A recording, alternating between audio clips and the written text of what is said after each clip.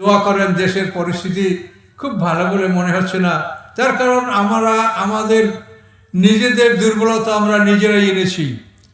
আমরা যেটা অতীতে করেছি সেটার ফল আমরা বর্তমানে ভোগ করছি। এগুলো খোলা কথা আমি বলতে পারছি না। এটা আমাদের এই অবস্থাটা, আমরা যে এখন দুর্বল, এটা আমরাই করেছি। এটা আমাদের অতীতের কর্মফল আমরা এখন ভোগ করছি। আমরা বুঝি নাই যে এটা আমরা ভুল করছি। তো যাই হোক, কথা বলে কোনো লাভ নাই। আমরা আল্লাহর আইনের পক্ষে থাকবো ইনশাল্লাহ। তাতে আমাদের ভালো মন্দ যা হয় আমরা কারোর উপর জবরদস্তি করবো না, ন্যায়সঙ্গতভাবে। এবং এখানে আল্লাহ রসুলের একটা কথা আছে, আল্লাহ রসুল হাদিস, মানরা মিনকুম মুনকারান ফালইয়ুগাইয়িরহু বিয়াদিহি। আল্লাহ রসুল বলেন, যদি কেউ শরিয়াত বিরোধী কার্যকলাপ দেখে, সে শক্তি দ্বারা সেটাকে যেন প্রতিহত করে, যদি ক্ষমতা থাকে। ফাইনলামের সাথে যদি শক্তি দ্বারা প্রতিহত করার ক্ষমতা না থাকে, তবে লেসানি, সে যেন মুখে প্রতিবাদ করে।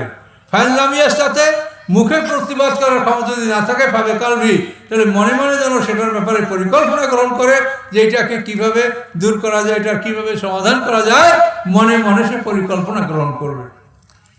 তাহলে আল্লাহ রসুল আমাদেরকে প্রথমে হাত, ফালইয়ুগাইয়িরহু বিয়াদিহি, ইয়াদুন মানে কুওয়াত, ইয়াদুন মানে শক্তি। তো এখন দেখেন, এই যে আল্লাহ রসুল হাত দ্বারা অন্যায়কে প্রতিহত করতে বলা হয়েছে, আপনাদের কিন্তু সেই সময়টা এখন আসছে যে আপনারা আপনাদের হাত দ্বারা এমন একটা জায়গায় যদি আপনারা ছিল দেন, যে জায়গায় ছিল দিলে পরে সমাজ থেকে অন্যায়টা দূরীভূত হবে, সেটা আপনারা বোঝেন না।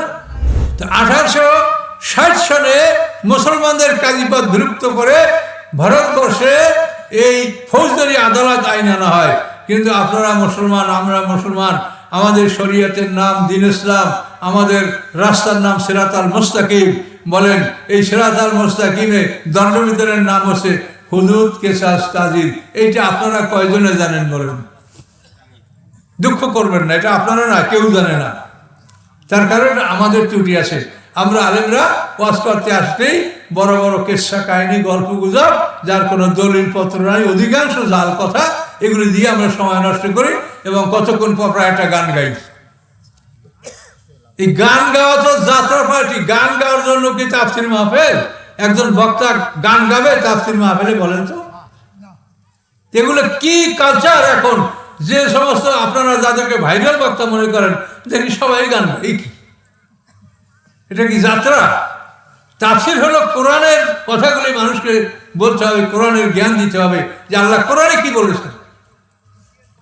তাহলে আমরা আজকে মানে অন্ধের মতো আমরা আছি। আমরা জানি না যে আমাদের সিরাতাল মুস্তাকিম যে রাস্তা, এই রাস্তাটা কি দিয়ে তৈরি বলেন? এই যে সূরা ফাতিহায় আমরা দৈনিক 32 বার সূরা ফাতিহাটা পড়ি। কতবার? 32 বার। 17 রাকাত ফরজ নামাজে 17 বার, 15 রাকাত সুন্নাত নামাজে 15 বার। তো 15 বার 17 কত? 32 বার সূরা ফাতিহাটা পড়ি। এটা কেন আল্লাহ এত পড়তে বলেছেন আমাদেরকে বলেন?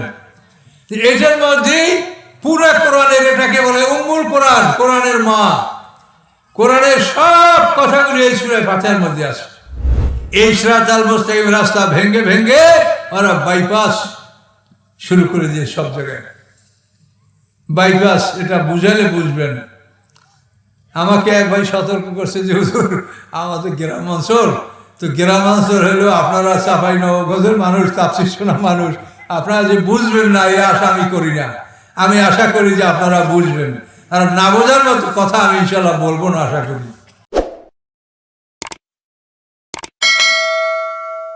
এ পর্যায়ে আপনাদের সম্মুখে মহাগ্রন্থ আল কোরআন থেকে তাফসীর পেশ করছেন আন্তর্জাতিক খ্যাতি সম্পন্ন মুফাসসিরে কোরআন আল্লামা মুহাম্মদ মুজাম্মিল হক। আল্লামা মুহাম্মদ মুজাম্মিল হক। আসসালামু আলাইকুম। তো আমরা একদিনের তাফসীরের জন্য এখানে সমবেত হয়েছি। আল্লাহ ইচ্ছা করেছেন, আপনারা আসছেন না, আমিও আসছি, আল্লাহর মর্জি। তো একদিনে অনেক কথা বলতে গেলে কোনো কথাই ভালো হয় না। এই জন্য আমি সংক্ষিপ্ত আকারে আপনাদের কাছে কথা বলতে চাচ্ছি। সূরা 42 নম্বর সূরা, এই সূরার 13 নম্বর আয়াত আপনাদের সামনে আমি তেলাওয়াত করছি। আউযু বিল্লাহি মিনাশ শাইতানির রাজীম। বিসমিল্লাহির রহমানির রহিম। শারা লাকুম মিনাদ দীনি মা ওয়াসা বিহি নূহান ওয়াল্লাযী আওহাইনা ইলাইকা ওয়া মা ওয়াসাইনা বিহি ইব্রাহিমা ওয়া মূসা ওয়া ঈসা আন আকিমুদ দীন ওয়া লা তাতাফাররাকু ফীহি কাবুরা আলাল মুশরিকিনা মা তাদুম ইলাইহি আল্লাহু ইয়াজতাবি ইলাইহি মান ইয়াশা ওয়া ইয়াহদি ইলাইহি মান ইউনীব। সূরা শূরা অর্থাৎ 42 নম্বর সূরার 13 নম্বর আয়াত। এই সূরায় আল্লাহ ঘোষণা করেন, আল্লাহ তাআলা তোমাদের জন্য বিধিবদ্ধ করেছেন, বিধান দান করেছেন যা কিছু তিনি ওসিয়ত করেছিলেন নূহ আলাইহিস সালামকে। নূহ আলাইহিস সালামকে যে আদেশ দিয়েছিলেন সে বিষয়ে আমাদেরকে আল্লাহ তাআলা আমাদের শরিয়ার মধ্যে সেই বিষয়গুলি অন্তর্ভুক্ত করেছেন।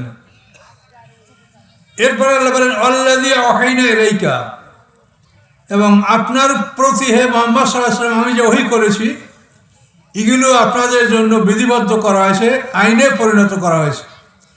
আমা ওয়াসাইনা বি ইব্রাহিমা, এবং আমি যে ওসিয়ত করছি ইব্রাহিম আলাইহিস সালামকে, মূসা আলাইহিস সালামকে, ঈসা আলাইহিস সালামকে, এই সকল নবীদেরকে আমি যে আদেশ দিয়েছি সেই আদেশটা কি?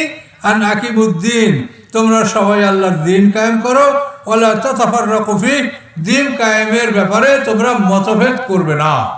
এটা আল্লাহ বলেছেন কোরআনে। তো সম্মানিত শুধু কোরআনটাকে আল্লাহ তাআলা দিন কায়েম করার জন্য শব্দটা ব্যবহার করছেন, এখানে আপনি শুনতে পাচ্ছেন আকিমুদ্দিন। দিন শব্দ অর্থ আইন। আল্লাহ বলছেন আমার আইনগুলি সমাজে প্রতিষ্ঠা করো। তো দিন মানে যে আইন, এটার উপরে আমরা একটু বিস্তারিত আলোচনা করবো ইনশাল্লাহ। তো ইব্রাহিম, এখানে আল্লাহ তাআলা নূহ আলাইহিস সালাম থেকে আমাদের শরীয়তের সীমানাটা ধরছেন, যে নূহ আলাইহিস সালাম থেকে মূসা আলাইহিস সালাম, ঈসা আলাইহিস সালাম, ইব্রাহিম আলাইহিস সালাম, সকল পয়গম্বরদের যে বিধান ছিল, আইন ছিল, সেগুলি আমাদের জন্য আল্লাহ তাআলা আইনে পরিণত করেছেন। তো এই আল্লাহ রাব্বুল আলামিন নূহ আলাইহিস সালামকে বললেন, এর আগে বলেন নাই। আদম আলাইহিস সালাম থেকে নূহ আলাইহিস সালাম পর্যন্ত 10 পুরুষের ব্যবধান। নূহ আলাইহিস সালামের পিতার নাম লামাক, তার পিতার নাম মুতাওয়াশশা, তার পিতার নাম আকনু, তার পিতার নাম ইয়ারিদ, তার পিতার নাম মাহলাবিল, তার পিতার নাম কাবেন, তার পিতার নাম বানেশ, তার পিতার নাম শীষ, শীষ আসলামের পিতা আদম আলাইহিস সালাম। তো নূহ আলাইহিস সালাম থেকে আদম আলাইহিস সালাম 10 পুরুষের ব্যবধান। এই সময়টায় পূর্ণাঙ্গ শরীয়ত ছিল না, যেহেতু পৃথিবীতে মানুষের সংখ্যা ছিল কম, ভাই বোনের বিবাহ হওয়া এটা ছিল একটা অনিবার্য প্রয়োজনে এবং কারণে। তো এই ভাই বোনের বিবাহ নূহ আলাইহিস সালাম পর্যন্ত সমাপ্ত হয়েছে। নূহ আলাইহিস সালামের কাছে আল্লাহ শরিয়াত পাঠিয়েছেন এবং ভাই বোনের বিবাহ নিষিদ্ধ হয়েছে। এই জন্য আমাদের আইনে এই নূহ আলাইহিস সালাম থেকে আল্লাহ কথাটা উল্লেখ করেছেন, তার পূর্বের কথাটা আমাদেরকে বলেন নাই, যেহেতু এই পূর্বের শরিয়াতে যা ছিল সেটা আমাদের জন্য আল্লাহ আইনে পরিণত করেন নাই। তো নূহ আলাইহিস সালাম, এরপরে জাতির পিতা ইব্রাহিম আলাইহিস সালাম। ইব্রাহিম আলাইহিস সালাম আবার নূহ আলাইহিস সালামের 10 পুরুষ পরের পয়গম্বর। ইব্রাহিম আলাইহিস সালামের পিতার নাম আজর, তার পিতার নাম সারুখ, তার পিতার নাম আরউ, তার পিতার নাম ফানে, তার পিতার নাম আবের, তার পিতার নাম শালেক, তার পিতার নাম ইরফাকশাস, তার পিতার নাম এরাম, তার পিতার নাম সাম, সামের পিতার নাম নূহ। এই নূহ আলাইহিস সালামের 10ম পুরুষের পরে জাতির পিতা হযরত ইব্রাহিম আলাইহিস সালাম। আর ইব্রাহিম আলাইহিস সালামের 32 পুরুষ পরে আমাদের নবী মুহাম্মদ রাসূলুল্লাহ সাল্লাল্লাহু আলাইহি ওয়াসাল্লাম পৃথিবীতে আগমন করেছেন। তো আল্লাহ তাআলা নূহ আলাইহিস সালাম থেকে ঈসা আলাইহিস সালাম পর্যন্ত এবং মুহাম্মদ সাল্লাল্লাহু আলাইহি ওয়াসাল্লামের কাছে অবতীর্ণ হয়েছে, এই সমস্ত বিষয়গুলি আল্লাহ বলেছেন যেগুলি তোমাদের জন্য আমি আইন বিধান, জীবন বিধান আমি করেছি। এবং এই জীবন বিধানের মূল বিষয়টা হচ্ছে যে আমার দিন, আমার জীবন বিধান আইন, এই আইনকে তোমরা প্রতিষ্ঠিত করো।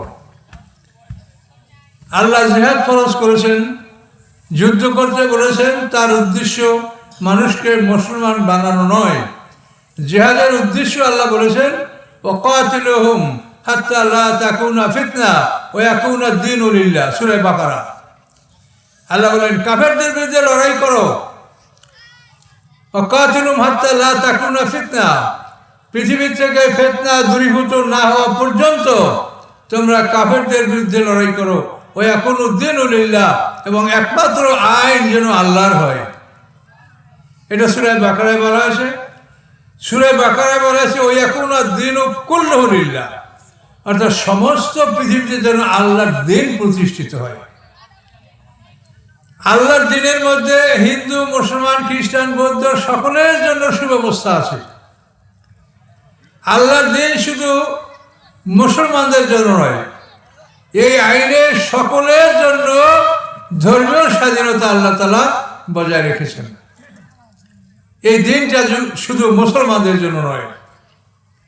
দেখেন সূরা মায়েদার সম্ভবত 45 নম্বর আয়াতে দেখেন যে আল্লাহ রাব্বুল আলামিন সেখানে ঘোষণা করেছেন যে মানুষের আন্নান নাফসা বিন নাফসে, মানুষের পরিবর্তে মানুষ, অর্থাৎ বিচারের ক্ষেত্রে আল্লাহ বলেন নাই যে মোমেন হত্যা করলে তার পরিবর্তে হত্যাকারীকে হত্যা করা হবে। আল্লাহ বলছেন মোমেন, মোমেন না মানুষ, মানুষের পরিবর্তে মানুষ।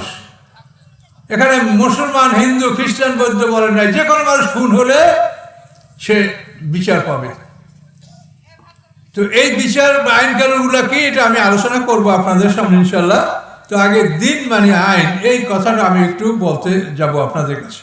দিন মানে আইন, আর দিন মানে প্রতিদান। সূরা ফাতিহায় বলা হয়েছে মালিক ইয়াউমিদ্দিন, এখানে এই দিন শব্দটা তো প্রতিদান, প্রতিদান দিবস। অর্থাৎ আমরা যে আমল করেছি এর প্রতিদান আল্লাহ তাআলা আমাদেরকে একটা দিনে আমাদেরকে দিবেন।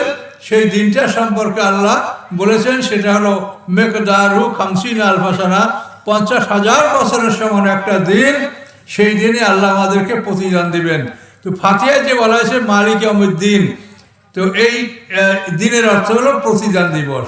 আল্লাহ তাআলা প্রতিদান দিবসের মালিক, তিনি সেই দিনে আমাদের প্রতিদান দিবেন। আমাদের প্রাপ্য পরিপূর্ণরূপে তিনি সেই দিন দান করবেন। অবিশ্বাসীদের যে যা করেছে তার প্রতিদান সেদিন সে পাবে। মালিক ইয়াউমিদ্দিন। আবার দিন শব্দটা তো আনুগত্য, এটাও আছে। তো সম্মানিত শুধু আমরা এখানে শুধু দিন মানে আইন, এই বিষয়টা আলোচনা করব। তো এই বিষয়টা আলোচনা করতে গেলে হযরত ইউসুফ আলাইহিস সালামের জীবন থেকে কিছু কথা আমাদেরকে বলতে হবে ইনশাআল্লাহ। ইউসুফ আলাইহিস সালামকে, তিনি একজন পয়গম্বর। তার পিতার নাম ইয়াকুব আলাইহিস সালাম। ইয়াকুব আলাইহিস সালামের পিতার নাম হলো ইসহাক আলাইহিস সালাম। ইসহাক আলাইহিস সালামের পিতার নাম হলো ইব্রাহিম আলাইহিস সালাম। তাহলে ইব্রাহিম আলাইহিস সালামের পুত্র ইসহাক আলাইহিস সালাম, অর্থাৎ ইব্রাহিম আলাইহিস সালামের দ্বিতীয় পুত্র। ইব্রাহিম আলাইহিস সালামের প্রথম পুত্র হলো ইসমাইল আলাইহিস সালাম, দ্বিতীয় পুত্র ইসহাক আলাইহিস সালাম। ইসমাইল আলাইহিস সালামের 13 বছর পরে এই ইসহাক আলাইহিস সালাম জন্মগ্রহণ করেছে। ইব্রাহিম আলাইহিস সালামের 88 বছর বয়সে ইসমাইল আলাইহিস সালাম জন্মগ্রহণ করেছেন মা হাজেরার পেটে। আর এই 13 বছর পরে ইসহাক আলাইহিস সালাম জন্মগ্রহণ করছেন মা সারার পেটে। এই ইসহাক আলাইহিস সালামের পুত্র হল ইয়াকুব আলাইহিস সালাম। ইয়াকুব আলাইহিস সালামের 12 জন পুত্র সন্তান ছিলেন। ইউসুফ আলাইহিস সালাম, বিনিয়ামিন, এরা 2 ভাই 1 মায়ের। এর মায়ের নাম ছিল রাহিল। আর ইয়াহুদলাবিরা 10 ভাই, তাদের মায়ের নাম হচ্ছে লাইয়া। লাইয়া এবং রাহিল এরা 2 জন আপন বোন ছিলেন। সেই যুগে আপন 2 বোনকে বিবাহ করা যায়ছিল। লাইয়া এবং রাহিল, এদের পিতার নাম হচ্ছে লাবান। এই লাবান হচ্ছে ইয়াকুব আলাইহিস সালামের মামাতো বোন। এই 2 বোন লাইয়া এবং রাহিল। তো লাইয়ার পেটে ইয়াহুদলাবিরা 10 ভাই, আর রাহিলের পেটে ইউসুফ আলাইহিস সালাম, বিনিয়ামিন, এই 2 ভাই। এই 12 ভাই হলো, মানে এই 12 সন্তান ইয়াকুব আলাইহিস সালামের সন্তান। এই সন্তানদেরকে কোরআন পাকে বলা হয় বনি ইসরাইল। আপনারা কোরআন শরীফে বহু জায়গায় এই বনি ইসরাইল শব্দটা পাবেন। বনিমারি সন্তান ইসরাইল হলো ইয়াকুব আলাইহিস সালামের অপর নাম। ইয়াকুব আলাইহিস সালামরা যমজ দুই ভাই ছিলেন, ইয়াকুব এবং আয়েস। তো ইয়াকুব আলাইহিস সালাম সম্পর্কে ব্যাপক আলোচনা কোরআনে আসে, কিন্তু আয়েজের আলোচনাটা কোরআনে তেমন আসে নাই। এই আয়েজের বংশ থেকে আপনারা আইয়ুব নবীর নাম শুনেছেন। আইয়ুব নবী যাকে আল্লাহ তাআলা রোগ ব্যাধি দিয়া পরীক্ষা করেছিলেন, এই আইয়ুব নবী হযরত এই আয়েজের বংশধর। ইয়াকুব এবং আয়েজ, আয়েজ বড়, ইয়াকুব হলো ছোট, দুই ভাই যমজ। তো সম্মানিত শুধু আমরা দিন মানে আইন, এই কথাটা হযরত ইউসুফ আলাইহিস সালামের জীবন থেকে আপনাদের কাছে আমি বলতে চাচ্ছি। ইউসুফ আলাইহিস সালাম হলেন ইয়াকুব আলাইহিস সালামের পুত্র। ইউসুফ আলাইহিস সালামকে সূরা ইউসুফ নামে একটা সূরা আছে কোরআনে, এবং আল্লাহ এই সূরাটাকে বলেছেন আহসানুল কাসাস, সবচেয়ে সুন্দর কাহিনী। আহসানুল কাসাস সূরা ইউসুফ। তো এই সূরাটার আমরা আংশিক আলোচনা করব। ইউসুফ আলাইহিস সালাম কুয়ার থেকে আল্লাহ তাআলা তাকে মুক্তি দিলেন। মালিক বিন জার তাকে মানে পানি তুলতে গিয়ে কুয়ার থেকে তিনি তাকে তুলেছিলেন। মিশরে তাকে বিক্রি করা হয়েছিল। মিশরের কেতফির, মিশরের প্রধানমন্ত্রী তাকে খরিদ করেছিলেন। এরপরে জুলাইখার ষড়যন্ত্রী ইউসুফ আলাইহিস সালাম জেলে ঢুকেছিলেন। এরপরে তিনি রাজার স্বপ্নের ব্যাখ্যা দান করার কারণে তিনি জেল থেকে মুক্তি লাভ করেছিলেন। এরপরে ইউসুফ আলাইহিস সালাম মিশরের রাজা হয়েছিলেন। তিনি মিশরের যখন রাজা হয়ে গেছেন, তো কথাটা সংক্ষিপ্ত বলতে গেলে কষ্ট হয় যে ইউসুফ আলাইহিস সালাম যে স্বপ্নের ব্যাখ্যা করেছিলেন, সেই স্বপ্নের ব্যাখ্যা ছিল যে 7 বছর প্রচুর ফসল ফলবে, তারপর 7 বছর দুর্ভিক্ষ হবে।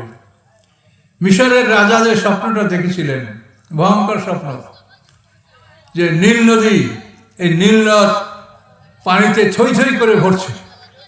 নীল নদটা কোথায়? এটা মিশরের মধ্যে নীল নদ। এই নীল নদীর মোহনা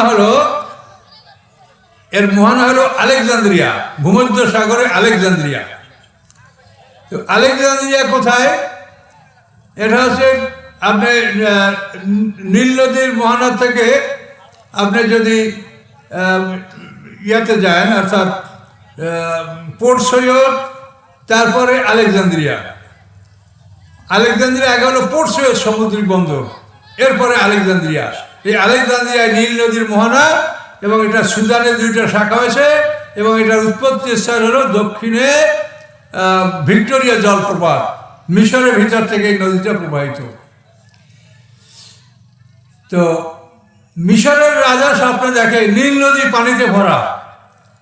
সেই পানির ভিতর থেকে 2টা গাভী বের হয়ে আসে। তাদের ওলানে খুব দুধ, এবং দুধ ঝরঝর করে পড়ছে, খুব সুন্দর। মুহূর্তের মধ্যে নীল নদী শুকিয়ে গেছে। শুকিয়ে যাওয়ার পর নদীর মধ্যে শুধু কাদা দেখা যাচ্ছে। এই কাদার মধ্যে থেকে 2টা শুকনো গাভী বেরিয়ে আসে, এবং সেই শুকনো গাভী 2টায় ওই দুধওয়ালা 2টা গাভী চিবিয়ে একেবারে গিলে ফেলছে। এর মধ্যে মুহূর্তের মধ্যে সে দেখতে পাইল যে নীল নদীর কাদার মধ্যে একগুচ্ছ ফসলের মানে যেটা ছড়া, একগুচ্ছ ফসল, সেখানে সবুজ খুব সুন্দর ফসল উঠেছে। মুহূর্তের মধ্যে তার ওই কিনারা থেকে আর একগুচ্ছ শুকনো ফসল, মানে শুকনো ফসলের গাছ, ধান বা গমের গাছ উঠে ওই সবুজ মানে ছড়াগুলিকে সব পুড়িয়ে শুকিয়ে শেষ করে দিল। এই স্বপ্ন দেখে মিশরের রাজা দরবারের স্বপ্নতত্ত্ববিদদেরকে জিজ্ঞাসা করেছিলেন, কিন্তু তারা বলেছিল আদগাস ও হালাম, জাম্বুল ড্রিম, এটা বাজে স্বপ্ন, আমরা এটার তাবিল বলতে পারি না। কিন্তু ইউসুফ আলাইহিস সালাম এই স্বপ্নের সঠিক ব্যাখ্যা দেওয়ার কারণে তিনি জেলখানা থেকে মুক্তি লাভ করেছিলেন। পরবর্তীতে মিশরে তিনি রাজা হলেন, এবং ওই স্বপ্নের ব্যাখ্যা 7 বছর প্রচুর ফসল ফলবে, তারপর 7 বছর দুর্ভিক্ষ আসবে। ইউসুফ আলাইহিস সালাম মিশরের রাজা হওয়ার পরে এই অবস্থাটা পরিলক্ষিত হলো, যে দুর্ভিক্ষ শুরু হয়ে গেল। এখন মিশর, সিরিয়া, কেনান, এই সব অঞ্চলের দুর্ভিক্ষ। তো ইউসুফ আলাইহিস সালামের বাড়ি ছিল কেনানে, ইয়াকুব নবী বাস করিতেন কেনানে, ছেলেরা গান গায়। তো এই কেনানেও দুর্ভিক্ষ ছড়িয়ে পড়েছে, খাদ্য নাই। তখন কেনানে ইউসুফ আলাইহিস সালামের পিতা ইয়াকুব আলাইহিস সালাম সে সন্তানদেরকে ডেকে বললেন যে আমরা লোকমুখে শুনতে পাচ্ছি যে মিশরে প্রচুর খাদ্য জমা আছে এবং সেখানে রেশনে খাদ্য দান করা হয়, অল্প মূল্যে খাদ্য বিক্রি করা হয়, কাজেই তোমরা মিশরে যাও এবং সেখান থেকে খাদ্য সংগ্রহ করে নিয়ে আসো।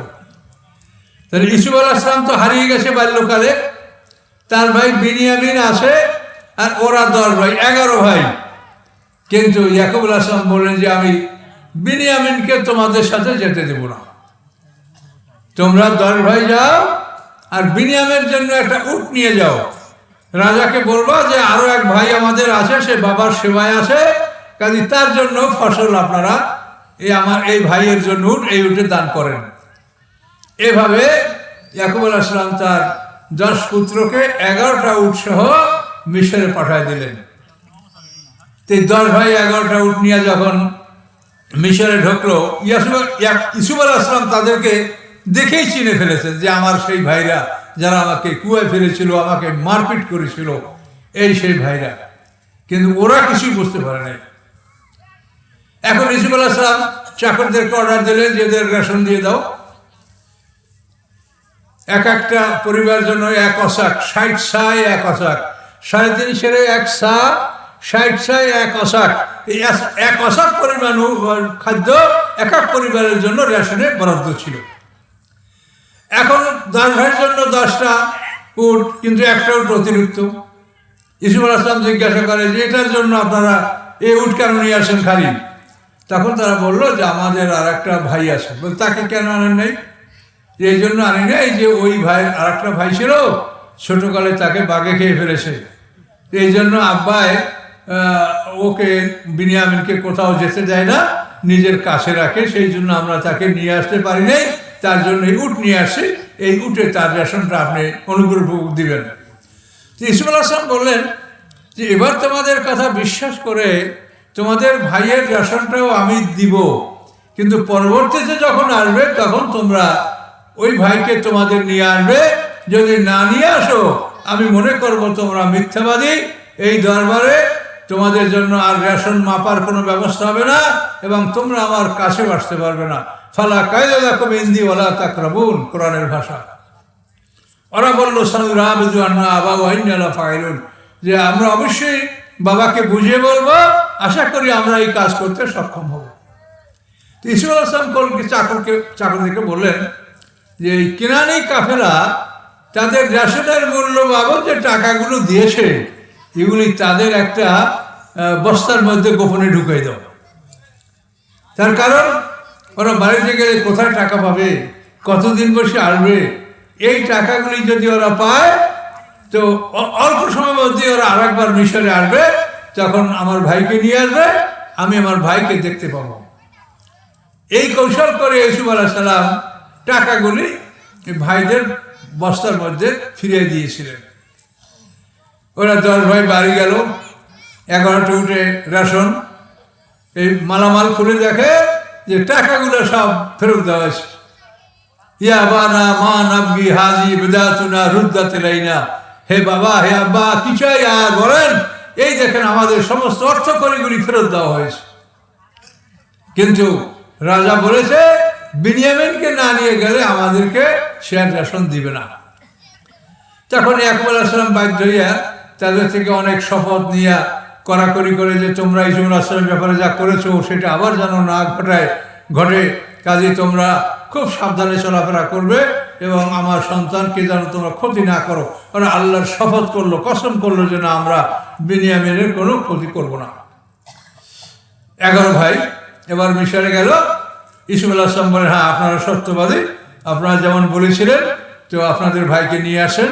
তো আপনারা এই করেন, এই যে রুম কামরাগুলো দেখেন, এই দুজনের সিট, আপনারা 2 জন করে এই কামরাগুলি ঢুকে যান। তো এখন ওরা 10 ভাই 5টা কামরায় ঢুকে গেছে। কারণ বিনিয়ামিন একা, সে চিন্তা করে আমার ভাই ইউসুফ আলাইহিস সালামকে যদি ছোটবেলায় বাঘে না খাইতো তো আমিও আর আমার ভাই ইউসুফ আলাইহিস সালাম দুজনে একটা কামরায় স্থান নিতে পারতাম। কাজে ওরা 10 ভাই 5টা রুম দখল করলো, আমি কি করব। তো ইউসুফ আলাইহিস সালাম ওদেরকে বললেন যে আপনাদের একজন মেহমান উদ্বৃত্ত, তাকে আমাদের দায়িত্ব দেন, আমরা তার জন্য ব্যবস্থা করছি। তো বললেন ঠিক আছে করেন। তখন ইউসুফ আলাইহিস সালাম এই বিনিয়ামিনকে বাড়ির মধ্যে তার রাজ দরবারে নিয়ে গেলেন। নিয়ে তারপরে এখন খানা এনেছেন 2 ভাই, ইউসুফ আলাইহিস সালাম, বিনিয়ামিন 1 প্লেটে খানা খাবে। এখন বিনিয়ামিন ঘাবড়ে গেছে যে মিশরের রাজা, আমি একজন ফকিরের সন্তান, রাখাল, আমার পরিবার হলো রাখাল পরিবার, তারা পশুপালন করে, তা আমি রাজার সাথে একসঙ্গে খানা খাবো, এটা কেমন করে হতে পারে। এখনো খানায় হাত দেয় না। এখন ইউসুফ আলাইহিস সালাম বলে যে বিনিয়ামিন খানা শুরু করো। তো তখন বিনিয়ামিন বলে যে ভাই, যে মহারাজা, রাজা আপনি মিশরের, তো আমি কি করে খানা খাবো। আমার আরেকজন ভাই ছিল, তার নাম ইউসুফ, সেই ভাই চেহারা আপনার মতো ছিল, আমার সেই ভাইটাকে ছোটবেলায় বাঘে খেয়ে ফেলেছে, কাজে আপনাকে দেখে আমার ভাইয়ের কথা মনে পড়েছে, আপনার সাথে আমার খানা খাইতে আমি তো সাহস করতে পারছি না। তখন ইউসুফ আলাইহিস সালাম বললেন যে আমি তোমার ভাই, তোমার ভাইকে বাঘে খায় নাই। বলার পরে 2 ভাই কান্নাকাটি করলেন। অনেক সময় কান্নাকাটি করার পরে 2 ভাই একসঙ্গে খানা খেলেন।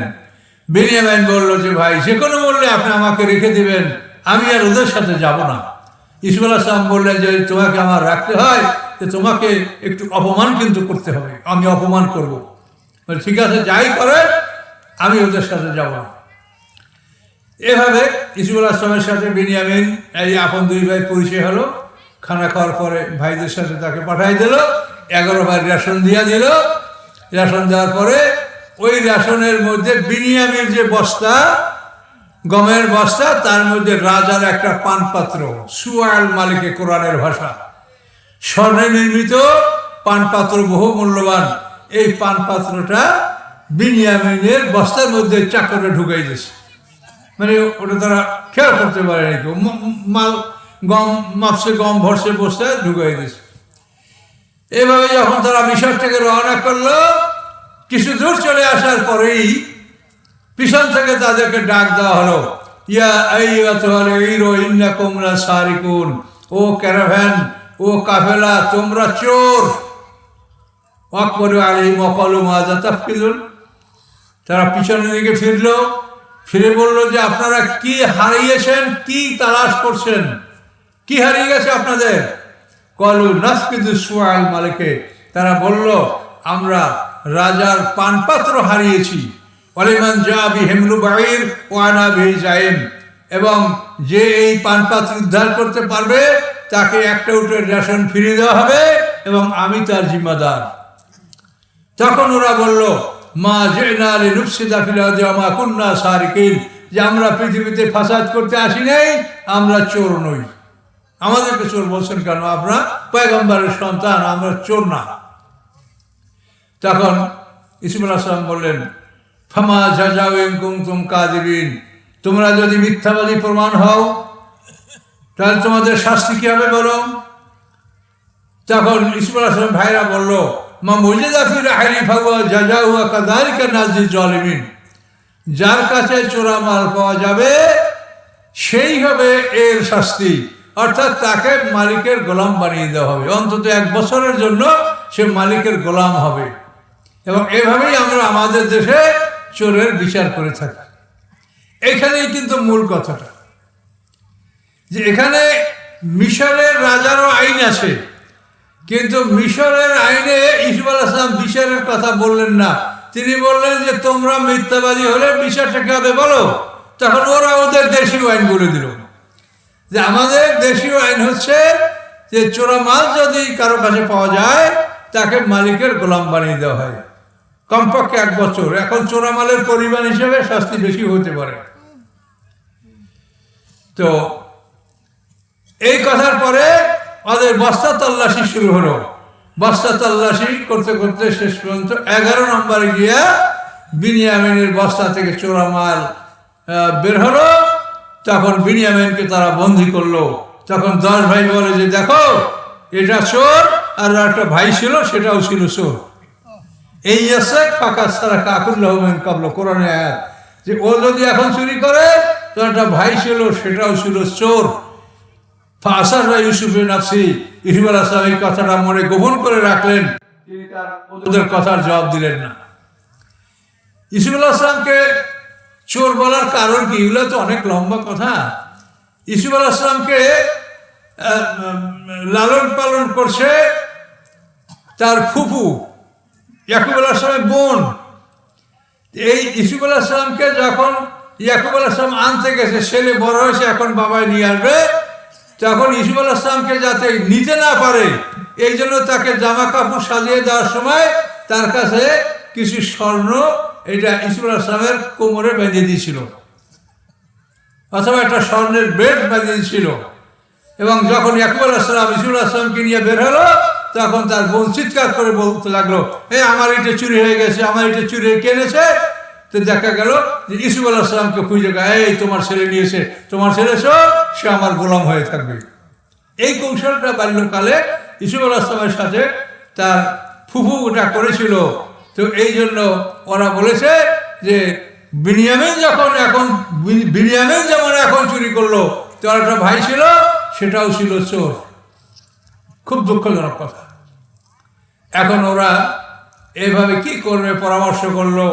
ওরা বলল যে আমাদের একজনকে রাখেন, ওকে ছেড়ে দেন, ওরা আব্বা বৃদ্ধ মানুষ, তো ওরা আর এক ভাই তাকে ছোটকালে বাঘে খেয়ে ফেলেছে, কাজেই আমাদের একজনকে আপনি বন্দি করেন। ইউসুফ আলাইহিস সালাম এটা করতে পারে? চুরি করছি একজনে আর আমি আসামি বানাবো আর একজন? কখনোই হতে পারে না। শেষ পর্যন্ত ওরা ফিরে যেতে বাধ্য হলো। মিশরে যায়, কেনানে যাইয়া ইয়াকুব আলাইহিস সালামের কাছে বললো যে আপনার ছেলে চুরি করছে, আমরা কি করব? যে গ্রামে ঘটনা ঘটেছে সেই গ্রামবাসীদের কাছে জিজ্ঞাসা করেন যে তার বস্তা থেকে চোরামাল বের করা হয়েছে এবং সে চুরি করেছে, এই চুরির অপরাধে তাকে মিশরের রাজা বন্দী করেছে, আমরা কি করব বলেন?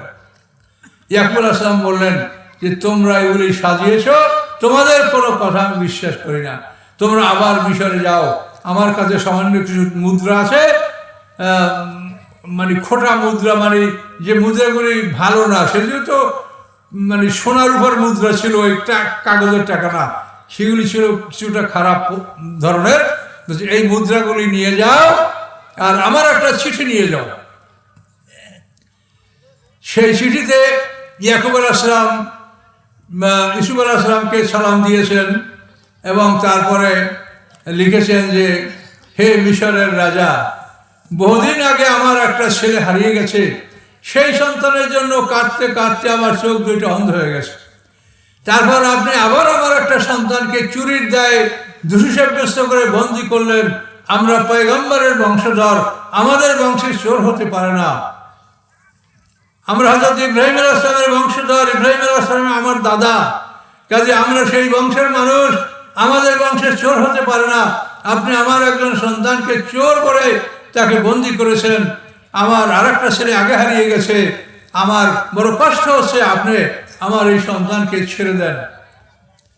এই চিঠিটা ইউসুফ আলাইহিস সালামকে যখন দেওয়া হলো, ভাইরা ইউসুফ আলাইহিস সালামকে চিঠি দিলেন। ইউসুফ আলাইহিস সালাম চিঠিটা পড়ে কাঁদতে শুরু করলেন। তার কারণ প্রায় 40 বছর আগে ইউসুফ আলাইহিস সালাম হারিয়ে গেছে। ইউসুফ আলাইহিস সালাম কাঁদছেন যে আব্বা, আপনাকে আমি আবার কষ্ট দিয়েছি, আমি হারিয়েছি সেজন্য আপনি কেঁদেছেন, আর বিনিয়ামিনকে আমি বন্দী করে আপনাকে আবার আমি কষ্ট দিয়েছি। আপনি যদি জানতেন যে আমি আপনার ছেলে, তা আপনি মিশরের রাজা বলে আমাকে সম্বোধন করতেন না, আপনি বলতেন স্নেহের ইউসুফ। এখন ইউসুফ আলাইহিস সালাম কাঁদতেছেন। ওরা তাকাই দেখেন যে আমাদের রাজার চিঠি পড়ে মিশরের রাজা কাঁদে কেন, কি ব্যাপার? আমাদের বাবা একজন ফকির মানুষ, একজন রাখাল মানুষ, আর ইনি হলেন মিশরের সম্মানিত রাজা, তো আমাদের আব্বার চিঠি পড়ে মিশরের রাজা কাঁদে কেন? ইউসুফ আলাইহিস সালাম চিন্তা করলেন যে এখন পরিচয় গোপন করার আর সময় নাই। তিনি ভাইদেরকে লক্ষ্য করে বলেন, হাল আলিমতুম মা ফাআলতুম বিইউসুফ ইয আনতুম জাহিলুন, তোমাদের কি জানা আছে যে ইউসুফ আলাইহিস সালামের সাথে তোমরা কি করেছো যখন তোমরা জাহিল ছিলে? তোমাদের মনে আছে? তখন ওরা ঘাবড়ে গেল যে ইউসুফ আলাইহিস সালামের সাথে আমরা কি করেছি, আল্লাহ জানে, আমরা জানি, আর ইউসুফ আলাইহিস সালাম, এই তিনের বাইরে আর কেউ জানে না। কাজে এই লোকটা কে হতে পারে যে বলে ইউসুফ আলাইহিস সালামের সাথে কি করেছো তোমাদের কি জানা আছে? এখন ওরা 3 ভাই পরামর্শ করলো যে, ওরা 10 ভাই পরামর্শ করলো যে তাহলে তুই ইউসুফ আলাইহিস সালাম হবে। তখন ওরা বললো আইন্নাকা লা আনতা ইউসুফ, তাহলে আপনিই কি ইউসুফ? তখন ইউসুফ আলাইহিস সালাম বললেন আনা ইউসুফ ওয়া হাযা আখি, হ্যাঁ আমি ইউসুফ আর এ আমার বিনিয়ামিন আমার ভাই। কাদ মান্নাল্লাহু আলাইনা, আল্লাহ আমাদের প্রতি ইহসান করেছেন, দয়া করেছেন। তখন ওরা 10 ভাই অস্থির হয়ে গেল, ইউসুফ আলাইহিস সালাম আমাদেরকে বন্দী করবেন, জেলে ঢুকাবেন, আমাদেরকে শাস্তি দিবেন। তখন 10 ভাই আগায় গেল, ইউসুফ আলাইহিস সালামের পায়ে পড়ে আমরা ক্ষমা চাবো। যখন এই 10 ভাই ইউসুফ আলাইহিস সালামের পায়ের দিকে অগ্রসর হলো যে পায়ে পড়ে সালাম করবে এবং পা ধরে ক্ষমা চাবে, ইউসুফ আলাইহিস সালাম তাদেরকে বুকের সাথে জড়ায় ধরলেন, পা ধরতে দিলেন না এবং বললেন লা তাসরিবা আলাইকুমুল ইয়াওম, তোমাদের উপরে আমার আজকে কোনো অভিযোগ নাই। ইয়াগফিরুল্লাহু লাকুম, আল্লাহ যেন তোমাদেরকে ক্ষমা করে দেন।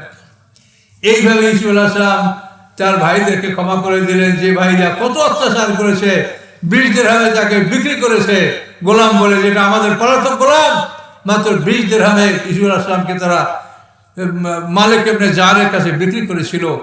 এই দুঃখের কাহিনী, তারা কুয়ার মধ্যে ফেলার আগে 10 ভাই ইউসুফ আলাইহিস সালামকে পিটিয়েছিল। এই সব কিছু চিন্তা করে তিনি বললেন লা তাসরিবা আলাইকুমুল ইয়াওম, তোমাদের উপরে আমার আজকে কোনো অভিযোগ নাই। ইয়াগফিরুল্লাহু লাকুম, আল্লাহ যেন তোমাদেরকে মাফ করে দেন। এইভাবে ইউসুফ আলাইহিস সালাম ভাইদেরকে ক্ষমা করে দিলেন এবং পরে মিশর থেকে তার পরিবার পরিজন পিতামাতা সবাইকে মিশরে আনার জন্য তিনি ব্যবস্থা করলেন। তো এখানে আমরা আইনের কথাটা বলবো। এখন দেখেন আল্লাহ কি বলেন, মা কানা লিয়াকুযা আখাহু ফি দীনিল মালিকি। আল্লাহ বলেন ইউসুফ আলাইহিস সালাম মালিক হলো মিশরের রাজার উপাধি মালিক। মা কানা লিয়াকুযা আখাহু ফি দীনিল মালিকি। ইউসুফ আলাইহিস সালাম মিশরের রাজার আইনে সে তার ভাইকে বন্দী করতে পারত না। মিশরের রাজার আইনে যদি চুরির বিচার করা হতো তো তাকে জরিমানা করে ছেড়ে দিতে হতো। তাকে বন্দী করার আইন এটা মিশরে ছিল না। এই বন্দী করার আইন হলো, গোলাম বানানোর আইন হলো এটা কেনানে। এই জন্য ইউসুফ আলাইহিস সালাম কৌশল করে বলেছেন যে আপনারা বলছেন আপনারা চোর না, যদি আপনাদের মাঝে চোর পাওয়া যায় তাহলে বিচারটা কি হবে? ওরা বলছে যার কাছে চোরার মাল পাওয়া যাবে তাকে গোলাম বানিয়ে দেওয়া হবে মালিকের। সেই হিসেবে বিনিয়ামিনকে ইউসুফ আলাইহিস সালাম বন্দী করতে সক্ষম হয়েছিলেন। মা কানা লিয়াকুযা আখাহু ফি দীনিল মালিক। দিন মানে আইন, মালিক মিশরের রাজা, মালিকে মিশর, তার নাম ছিল রাইয়ান ইবনে ওলীদ। এই দিন মানে আইন। তো আল্লাহ তাআলা আমাদেরকে এই আইন প্রতিষ্ঠা করার জন্য বলেছেন আকিমুস সালাত, সালাত কায়েম করো, আকিমুদ্দিন, আল্লাহর দিন কায়েম করো। সালাত কায়েম করা, নামাজ পড়া যেরকম ফরজ, আল্লাহ তাআলা ঠিক একই শব্দ দ্বারা দিন কায়েম করার জন্য আদেশ দিয়েছেন আন আকিমুদ্দিন ওয়ালা তাতাফাররাকু ফিহি, যে তোমরা সবাই মিলে আল্লাহর দিন প্রতিষ্ঠা করো, দিন প্রতিষ্ঠার ক্ষেত্রে তোমরা মতভেদ করো না। এখন এই দিন প্রতিষ্ঠার ব্যাপারে সমাজের মানুষের মধ্যে অনেকটা ত্রুটি আছে। আমরা এই দিন সম্পর্কে আপনাদেরকে সঠিক জ্ঞান দান করতে পারছি না, যার জন্য অনেক মানুষ নামাজ পড়েও দিন কায়েমের বিরোধিতা করে। নামাজ পড়ছে কিন্তু দিন কায়েমের কথা বললে বলে ওরা একটা রাজনীতি নিয়ে আসে, এটা রাজনীতি করে। কিন্তু দিন কায়েম করতে আল্লাহ বলেছেন, দিন হলো আল্লাহর আইন কানুন। এখন এই আইন কানুনগুলি আপনাদেরকে কিছু ব্যাখ্যা না দিলে আপনারা বুঝবেন না। আল্লাহর আইন যেমন যেমন খুন, আল্লাহ যদি আমি ধারাবাহিক বলতে যাই তো এই সিরিয়ালে আসতে হয়, সেটা এই সংক্ষিপ্ত সময় হয় না। আমাদের কোরআনে, আমাদের শরিয়াতে, আমাদের সিরাতাল মুস্তাকিমে যে বিচার ব্যবস্থাটা আছে, এই বিচার ব্যবস্থাটা হলো মানে অপরাধটা 3টে ভাগে ভাগ করা হয়েছে। হুদুদ, কেসাস, তাজির। একটু বলেন তো মুখে কি বলছি? হুদুদ, কেসাস, তাজির। হুদুদ হচ্ছে আল্লাহবাদী কেস। আল্লাহবাদী কেস হলো 5টা: চুরি, ডাকাতি, জেনা, জেনার অপবাদ, শরাব পান করা। এই 5টা কেস এর বিচারের নাম হলো হুদুদ, আল্লাহবাদী কেস। এই কেসের বাদী স্বয়ং আল্লাহ তাআলা। কেসাস হলো মারামারি, কাটাকাটি, খুনাখুনি। এই মানুষবাদী কেস হলো এই কেসাস। তাজির হলো জেনারেল কেস, ভালো মন্দ সব ধরনের বিধান হলো এই তাজিরের মধ্যে। হুদুদ, কেসাস, তাজির, এটা হলো আমাদের শরীয়তের দণ্ডবিধান। কিন্তু 1860 সনে পাক ভারত উপমহাদেশ থেকে মুসলমানদের কাজীপদ বিলুপ্ত করা হয়েছে এবং হুদুদ কেসাস তাজিরের পরিবর্তে ফৌজদারি আদালত আইন প্রবর্তন করা হয়েছে। সকলে জোরে বলুন নাউজুবিল্লাহ। কত সালে? 1860 সনে। এই 1860 সন পর্যন্ত এগুলি ইতিহাস আপনাদের জানতে হয়। 1757-এ পলাশির যুদ্ধে নবাব সিরাজউদ্দৌলা শাহাদাত বরণ করেন। 1857-এ সেফাই বিদ্রোহ হয়। তো 1860 সনে মুসলমানদের কাজীপদ বিলুপ্ত করে ভারতবর্ষে এই ফৌজদারি আদালত আইন আনা হয়। কিন্তু আপনারা মুসলমান, আমরা মুসলমান, আমাদের শরীয়তের নাম দ্বীন ইসলাম, আমাদের রাস্তার নাম সিরাতাল মুস্তাকিম। বলেন এই সিরাতাল মুস্তাকিমে দণ্ডবিধানের নাম হচ্ছে হুদুদ কেসাস তাজির। এইটা আপনারা কয়জনে জানেন বলেন? দুঃখ করবেন না, এটা আপনারা না, কেউ জানে না। তার কারণ আমাদের ত্রুটি আছে। আমরা আলেমরা ওয়াজ করতে আসতেই বড় বড় কেসা কাহিনী, গল্প গুজব, যার কোনো দলিল পত্র নাই, অধিকাংশ জাল কথা, এগুলি দিয়ে আমরা সময় নষ্ট করি এবং কতক্ষণ পর একটা গান গাই। এই গান গাওয়া তো যাত্রা পার্টি। গান গাওয়ার জন্য কি তাফসির মাহফিল? একজন বক্তা গান গাবে তাফসির মাহফিলে? বলেন তো এগুলো কি কালচার এখন? যে সমস্ত আপনারা যাদেরকে ভাইরাল বক্তা মনে করেন, দেখি সবাই গান গায়। এই কি? এটা কি যাত্রা? তাফসির হলো কোরআনের কথাগুলি মানুষকে বলতে হবে, কোরআনের জ্ঞান দিতে হবে যে আল্লাহ কোরআনে কি বলেছেন। তাহলে আমরা আজকে মানে অন্ধের মতো আমরা আছি। আমরা জানি না যে আমাদের সিরাতাল মুস্তাকিম যে রাস্তা, এই রাস্তাটা কি দিয়ে তৈরি বলেন? এই যে সূরা ফাতিহায় আমরা দৈনিক 32 বার সূরা ফাতিহাটা পড়ি। কতবার? 32 বার। 17 রাকাত ফরজ নামাজে 17 বার, 15 রাকাত সুন্নাত নামাজে 15 বার। তো 15 বার 17 কত? 32 বার সূরা ফাতিহাটা পড়ি। এটা কেন আল্লাহ এত পড়তে বলেছেন আমাদেরকে বলেন? এটার মধ্যে পুরা কোরআনের, এটাকে বলে উম্মুল কোরআন, কোরআনের মা। কোরআনের সব কথাগুলি এই সূরা ফাতিহার মধ্যে আছে। আপনি যদি অনুসন্ধান করতে পারেন, আপনি যদি জ্ঞান চর্চা করতে পারেন, তো কোরআনের সব কথাগুলি সূরা ফাতিহার মধ্যে পাবেন। তো বিশেষ করে এই যে সিরাতাল মুস্তাকিম, এই সিরাতাল মুস্তাকিম রাস্তাটা এটা তৈরি হয়েছে কোরআন দ্বারা। কোরআনের একটা আয়াত আপনি প্রতিষ্ঠা করবেন, লা ইলাহা ইল্লাল্লাহ মুহাম্মাদুর রাসূলুল্লাহ, এই কলেমা যখন আপনি পাঠ করবেন, তখন সিরাতাল মুস্তাকিম রাস্তা পেভমেন্ট, মানে যেটা একেবারে নিচে যেটা করা হয়, এটাকে কি বলা হয় বাংলায়? পেভমেন্ট বলা ইংরেজিতে।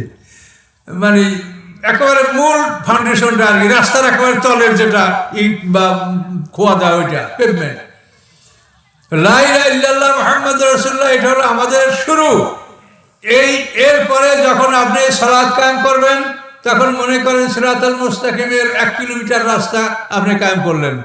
এরপরে যদি সালাতের পর সম কায়েম করেন, আপনি আর 1 কিলোমিটার রাস্তা করলেন। এরপরে হজ, যাকাত, জিহাদ, এই যত বিধান আছে এগুলি আপনি আস্তে আস্তে প্রতিষ্ঠা করবেন। তার সিরাতাল মুস্তাকিম রাস্তা পৃথিবীর থেকে জান্নাত পর্যন্ত এই রাস্তাটা তৈরি হবে। সিরাতাল মুস্তাকিম রাস্তাটা তৈরি হওয়ার জন্য মাল ম্যাটেরিয়ালস আছে এই 2 মলাটের মধ্যে। এই মাল দ্বারা সিরাতাল মুস্তাকিম রাস্তাটা তৈরি করতে হয়। কি বুঝতে পারছেন?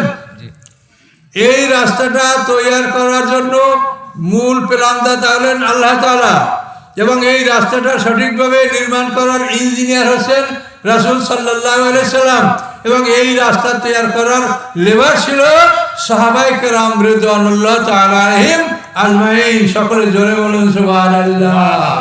কি বুঝতে পারছেন? সিরাতাল মুস্তাকিমের মাল ম্যাটেরিয়ালস হলো এই কোরআন মাজিদের 2 মলাটের মাঝখানে। এর ইঞ্জিনিয়ার হচ্ছেন রাসূল সাল্লাল্লাহু আলাইহি সাল্লাম, প্ল্যানদাতা হচ্ছেন স্বয়ং আল্লাহ তাআলা, এবং লেবার হচ্ছে সাহাবায়ে কেরাম। এরা মিলে এই সিরাতাল মুস্তাকিম রাস্তা কায়েম করেছেন। বিদায় হজের দিন আল্লাহ রাসূল ঘোষণা লাভ করেছেন, আল-ইয়াওমা আকমালতু লাকুম দীনাকুম, আজকে তোমাদের দিনকে আমি পূর্ণতা দান করলাম। সকলে বলুন সুবহানাল্লাহ। ঠিক কিনা বলেন? কিন্তু সেই রাস্তাটা আজকে আমাদের চোখের সামনে আস্তে আস্তে ভেঙে ভেঙে রাস্তাটা বিলীন হয়ে গেছে। এই সিরাতাল মুস্তাকিম রাস্তা ভেঙে ভেঙে ওরা বাইপাস শুরু করে দিয়ে সব জায়গায় বাইপাস, এটা বুঝাইলে বুঝবেন।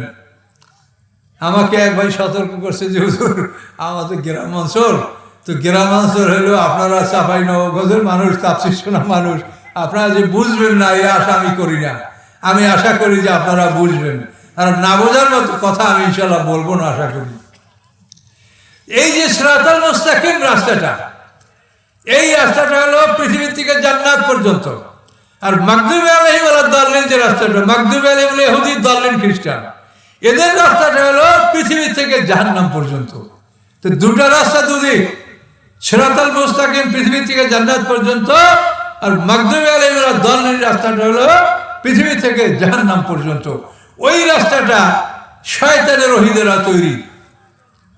শয়তানের ওহী, আল্লাহর ওহী বাদে যা কিছু পৃথিবীতে আছে এগুলো সবই শয়তানের কথা।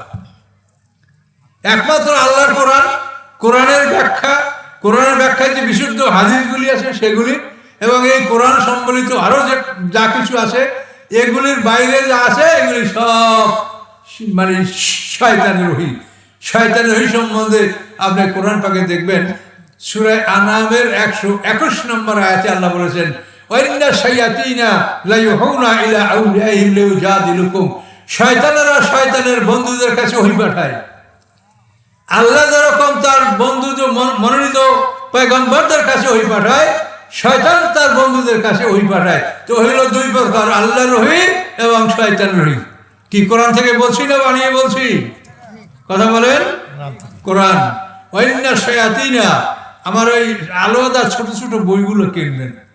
বড় বই যদি না কিনতে পারেন তো ছোট ছোট বইগুলো কিনবেন। এইসব বইতে আমার এগুলোর ব্যাখ্যা খুব সুন্দর করে দেওয়া আছে। সত্য দলের পরিচয় যে বই, এই বইয়ের মধ্যে আপনারা এইসব বিষয় পাবেন। এখন শয়তানের ওহী, আল্লাহর ওহী। এখন আল্লাহর ওহী দ্বারা, আল্লাহর ওহী আপনাদের সামনে আল কোরআন, এই আল্লাহর ওহী দ্বারা সিরাতাল মুস্তাকিম রাস্তা তৈরি করা হয়েছে। আর শয়তানের ওহী দ্বারা সিরাতাদ দাল্লিন, মাগদুবি আলাইহিম ওয়ালা দাল্লিন, দুইটা রাস্তা। একটা হলো মাগদুবি আলাইহিম, এটা হলো ইহুদিদের, আর দাল্লিন হলো খ্রিস্টান। এই দুইটা রাস্তার কথা বলা হয়েছে, এর থেকে আমাদেরকে দূরে থাকতে বলা হয়েছে, এই দুইটা রাস্তাকে আমাদেরকে না করতে বলা হয়েছে। এই দুইটা রাস্তা যেন আমরা স্বীকৃতি না দেই। এখন এই দুইটা রাস্তা দুদিকে, কিন্তু আমাদের এই সিরাতাল মুস্তাকিম রাস্তাটা কাফেররা, মুশরিকরা, ইহুদিরা, খ্রিস্টানরা আস্তে আস্তে রাস্তাটা ভেঙে ভেঙে ওরা বাইপাস করে দিচ্ছে। কিভাবে আপনারা বলবেন? এই আইনের দিকটা যেটা বলছি সেটা দেখেন। আমাদের সিরাতাল মুস্তাকিম রাস্তায় আইন হচ্ছে কি? হুদুদ, কিসাস, তাজির। আর ওদের আইন হলো ফৌজদারি আদালত। আপনারা হুদুদ, কিসাস, তাজিরের নাম কি জানেন? বা এইটার সম্বন্ধে কোনো ব্যাখ্যা আপনাদের কাছে আছে? নাই। কেন নাই? এই জন্য আমরা 1 নম্বরে দায়ী, 2 নম্বরে আপনারা দায়ী। আমরা 1 নম্বরে দায়ী কেন? যেহেতু আমরা আলেম হয়েই আসি। আর আপনারা দায়ী এই জন্য যে আপনারা কেন শিখলেন না, এটা তো বলা হয় না যে শুধু মাওলানা সাহেবরাই শিখবে, আমরা শিখবো না, এটা বলা আছে। এই জন্য আমরাও দায়ী, আপনারাও দায়ী। আমরা শিখেও আপনাদেরকে বলছি না, আর আপনারা শেখেন নাই। তো এই জন্য আল্লাহর কাছে যেতে হলে শোনেন, বিচারের দিনটা 50,000 বছরের সমান একটা দিন। আমি একটা ছোট্ট বই লিখেছি, আমাকে বহু লোক অনুরোধ করে যে 50,000 বছরে 50টা পর্ব আপনারা ওয়াজ করেন, এই পর্বটা কি? তখন আমি অনেক চিন্তা করে এই পর্বটা 50টা পর্বে 50টা আয়াত উল্লেখ করে আমি ছোট্ট একটা বই লিখেছি। আপনাদের জন্য বইটা নিয়ে আসি আমি, কয়েকটা 10টা বই, যে 50,000 বছরের সময় একটা দিন, এই দিনে আমাদেরকে আল্লাহ বিচার করবেন। আপনারা ঘাবড়াবেন না। 50,000 বছর মানে 50 দিন। তার কারণ পরকালের একটা দিন হলো 1000 বছরের সমান। ওয়াইন্না ইয়াওমান ইনদা রাব্বিকা কাআলফি সানাতিন মিম্মা তাউদুন। আল্লাহ বলেন তোমরা যেভাবে গণনা করো সেভাবে পরকালের একটা দিন হলো 1000 বছরের সমান। তো 50,000 বছরে 50 দিন, তাহলে বিচারের মাঠটা 50 দিনে এটা কমপ্লিট হবে। কথা বুঝতে পারছেন? আমরা জান্নাত জাহান্নাম যেখানে আল্লাহ নিয়ে যান, ওই 1000 বছরের সমান দিন। এখান থেকে চলে যাওয়ার পরে এই 24 ঘন্টার দিন আর আপনি দেখবেন না জীবনে। 50,000 বছরের সমান দিন। এই দিনে আল্লাহ বিচার করবেন, কিন্তু এই দিনে আমরা এই কোরআন নিয়ে আমাদেরকে প্রশ্ন করা হবে। এই কোরআনে যা বলা আছে এগুলি সম্পর্কে জিজ্ঞাসা করা হবে, এর বাইরে আপনার কোনো প্রশ্ন করা হবে না। প্রত্যেক উম্মতের বিচার করা হবে, সেই উম্মতের প্রতি যে নবী আসছে, সেই নবীর কাছে যে আসমানি কেতাব আছে, এই কেতাব দ্বারাই প্রত্যেক উম্মতের বিচার করা হবে। সম্মানিত শুধু এই যে আইন, আল্লাহ তাআলা বলছেন যে আমার আইনগুলি কায়েম করে। এখন আল্লাহর আইন তো কায়েম করেছে, রাসূল সাহাবী এরা মিলে কোরআনকে সম্পূর্ণ প্রতিষ্ঠা করেছে, আল্লাহর আইন প্রতিষ্ঠা করেছে, কিন্তু পরবর্তীতে এটাকে ওরা ভেঙে ফেলতেছে। যেমন দেখেন এই আইনের ক্ষেত্রে হুদুদ, কিসাস, তাজির, সেখানে ওরা নিয়ে আসে ফৌজদারি আদালত। এখন এই দুইটা জিনিস আপনি তুলনা করেন যে আমাদের আইনটাকে ওরা বিলুপ্ত করে ওরা যে আইনটা নিয়ে আসলো, এটা একটা তুলনামূলক আলোচনা আপনাদের কাছে করি। আমাদের শরীয়তের বিধান হলো, কোরআন পাকে আল্লাহ বলছে যে এটা আমি সূরা মায়দার সম্ভবত 45 নম্বর আয়াতে আমি উল্লেখ করেছিলাম যে আল্লাহ তাআলা বলেছেন যে মানুষের পরিবর্তে মানুষ, চোখের পরিবর্তে চোখ, কানের পরিবর্তে কান, দাঁতের পরিবর্তে, এইভাবে আল্লাহ তাআলা সব কিছু বলেছেন যে প্রত্যেকটা জিনিসের জুরুহা কিসাস, সমস্ত জখমের কিসাস আছে। তো এখন এই যে কিসাস, এখানে কিন্তু আল্লাহ তাআলা শুধু মুসলমানরা বিচার পাবে কথা বলেন নাই, অমুসলিমরাও যদি এভাবে নিহত হয় তো তারাও ইসলামী আইনে বিচার পাবে। ইসলামী আইনে বিচারটা কি? ইসলামী আইনে বিচার হলো যে ব্যক্তি মার্ডার হয়েছে, যে মারা গেছে, নিহত ব্যক্তি, তার ওয়ারিশরা এর বিচার দাবি করবে কাজীর কাছে। তো বিচার দাবি করলে এখন ওয়ারিশরা যদি বলে যদি আমরা খুনের বিচার খুন নেব, আমরা খুনের বিচার খুন এটা আমরা চাই, তাহলে আদালতের কাজী, ইসলামী আদালতের কাজী ওই আসামিকে হত্যার জন্য আদেশ দিবেন, তাকে হত্যা করা হবে। আর যদি নিহত ব্যক্তির ওয়ারিশরা বলে যে আমরা খুনের বিচার খুন নেব না, আমরা রক্তের মূল্য নেব, দিয়াত যেটাকে আরবিতে বলে দিয়াত, এই রক্তের মূল্য যদি তারা চায় তাহলে ওই ব্যক্তি তাকে খুনি আসামিকে হত্যা করা হবে না, তাকে বলা হবে যে তুমি রক্তের মূল্য পরিশোধ করো। রক্তের মূল্য হলো 100 গরু অথবা 100 উট অথবা 2000 বকরি। 100 গরুটা দিতে হলে তার মধ্যে 40টা দিতে হবে গাভীন গরু, আর উটের ক্ষেত্রে এরকম 100 উটে 40টা গাভীন উট এবং 60টা বড় বড় অন্তত 5 বছর বয়সের উট।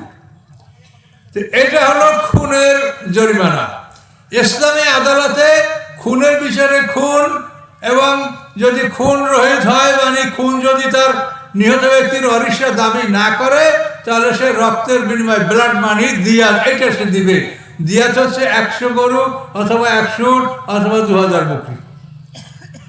এখন এই যে বিষয়টা ইসলামে কিন্তু এটা বলা হয় নাই যে খুনি আসামিকে বিচারে যদি খুন প্রমাণ হয় তো তাকে 20 বছর সাজা দাও।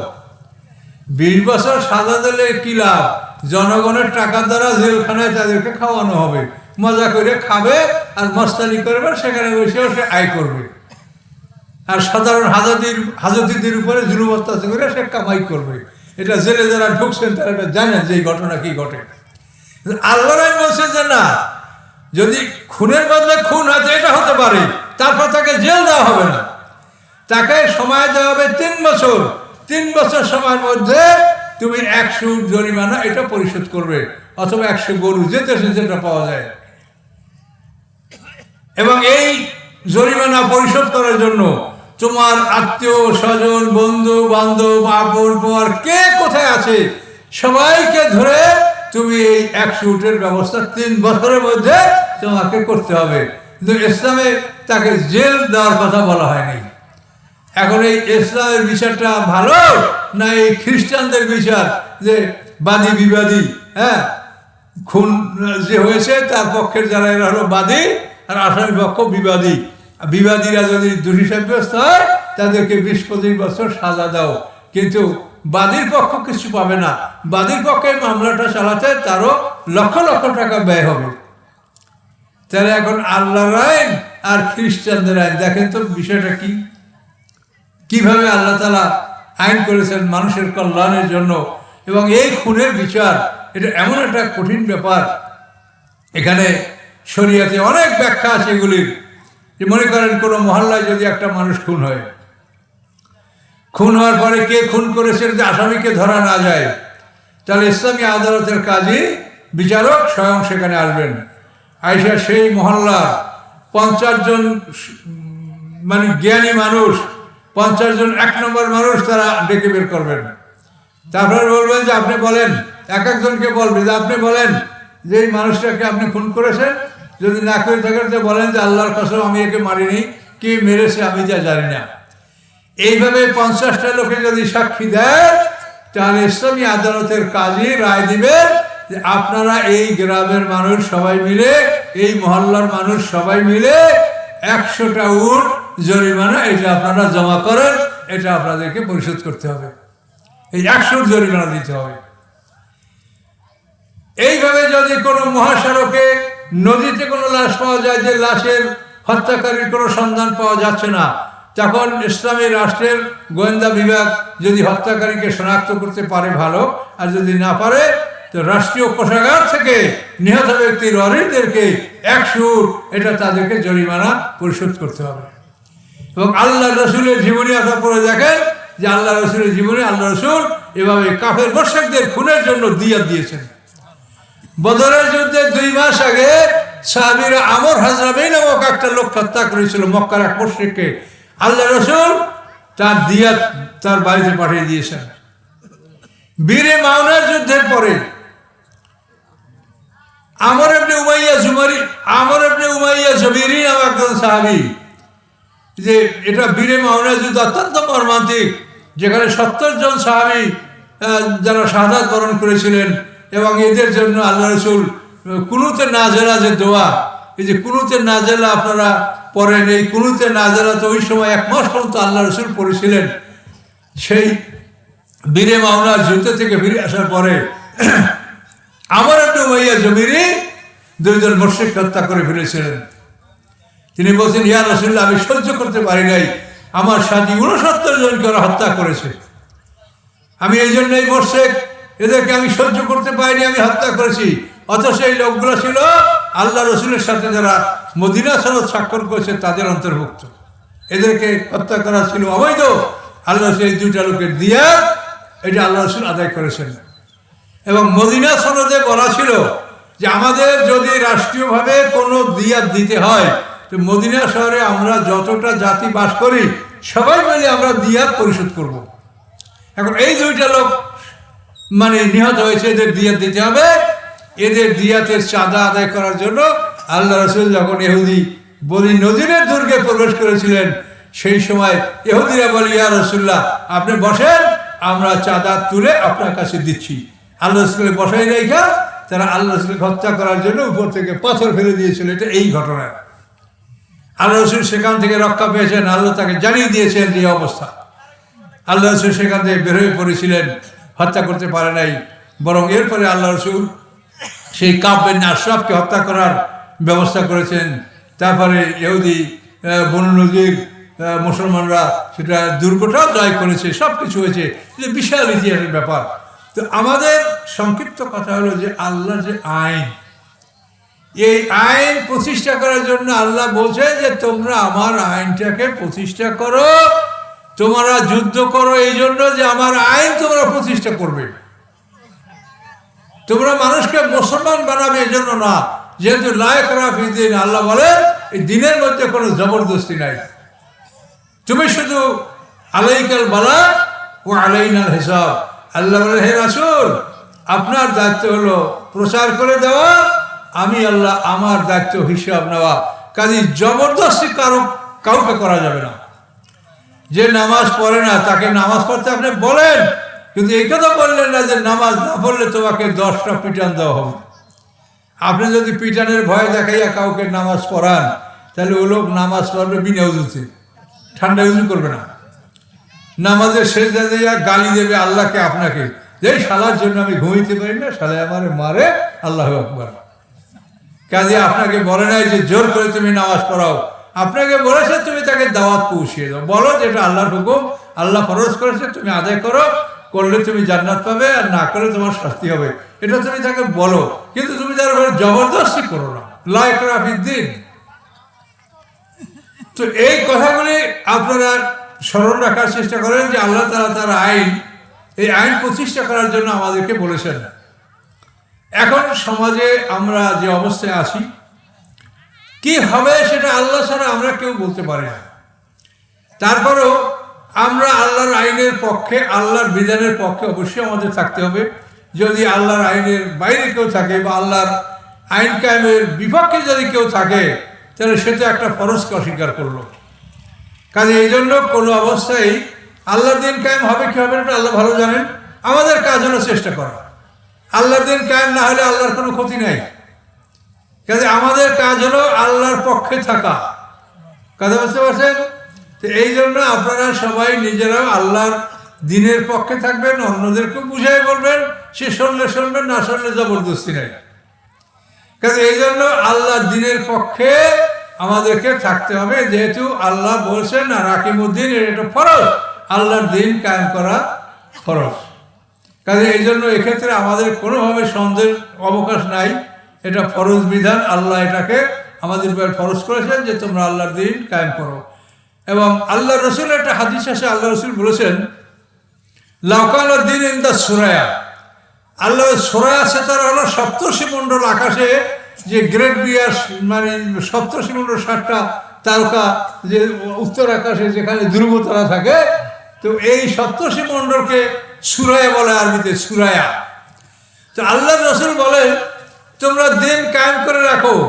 যদি সুরায়া সেতারার কাছেও আল্লাহর দিন থাকে, তো একদল যুবক সেখান থেকে আল্লাহ দিনকে আহরণ করবে। তো এই আল্লাহ রসুলের কথার উদ্দেশ্য হলো যে তোমরা দিন কায়েম করে যদি রাখতে পারো কোনো জায়গায়, তো সারা পৃথিবী থেকে মানুষ তোমাদেরকে দেখে সেখান থেকে দিন তারা সংগ্রহ করবে। কাজে দিন যদি কোথাও কায়েম না থাকে, তো মানুষ কোথায় দিন পাবে, কোথায় বলবে যে দিন আছে? এই জন্য আল্লাহ তাআলা দিন কায়েম করার জন্য কঠিনভাবে আমাদেরকে আদেশ দিয়েছেন।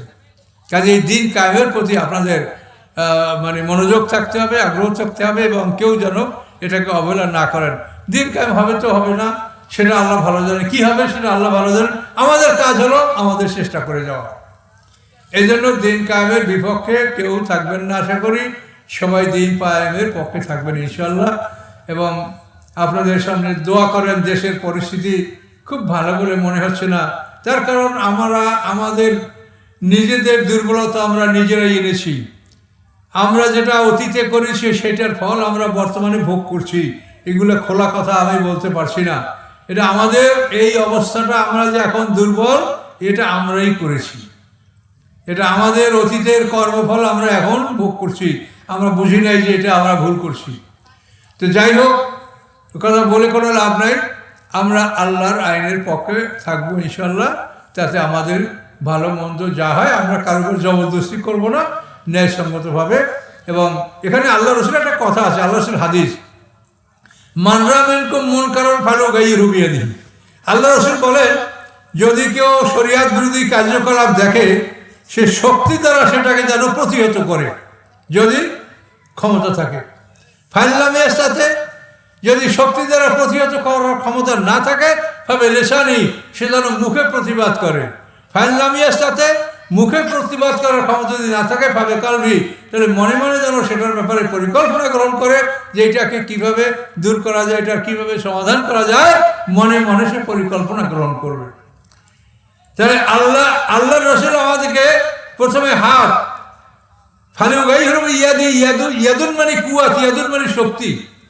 তো এখন দেখেন, এই যে আল্লাহ রসুল হাত দ্বারা অন্যায়কে প্রতিহত করতে বলা হয়েছে, আপনাদের কিন্তু সেই সময়টা এখন আসছে যে আপনারা আপনাদের হাত দ্বারা এমন একটা জায়গায় যদি আপনারা ছিল দেন, যে জায়গায় ছিল দিলে পরে সমাজ থেকে অন্যায়টা দূরীভূত হবে। সেটা আপনারা বোঝেন না? এই যে মাকড়াগুলো আছে, কোন মাকড়ায় কী চায়, সবারই তো একটা ম্যানিফেস্টো আছে। তাহলে এখন আল্লাহ রসুল বলছেন অন্যায়কে তুমি হাত দ্বারা প্রতিহত করো। তো আপনারা তো আপনাদের হাতেই তো এখন কাগজটা আসতেছে যে আপনি কোনখানে সিলটা মারলে সমাজ থেকে অন্যায়টা দূর হতে পারে। ঠিক কিনা বলেন? কাজে সেই হিসাবে আপনি আপনার হাতটাকে যদি আপনি সঠিকভাবে ব্যবহার করেন তো আল্লাহর কাছে আপনি বিনিময় পাবেন। কে কি করলো কে কি না করলো, আপনার কাজ হলো আপনাকে আল্লাহ তাআলা যেটা বলেছেন সেটা আপনি তাদেরকে বুঝায় বলবেন, কারোর সাথে জোর জবরদস্তি নাই। তাহলে এখানেও কিন্তু আল্লাহ রসুলের হাদিস যে আল্লাহ রসুল বলছেন তুমি হাত দ্বারা অন্যকে প্রতিহত করো, তো আমরা তো হাত দ্বারাই এটা করার মতো একটা সুযোগ আমাদের আসছে। তলোয়ার লাগে না, লাঠি ছোটা লাগে না, আপনার হাতটাকে আপনি যদি সঠিকভাবে মানে ব্যবহার করতে পারেন তাহলে এর মাধ্যমেই আপনি সমাজ থেকে অন্যায়টাকে দূর করতে পারেন।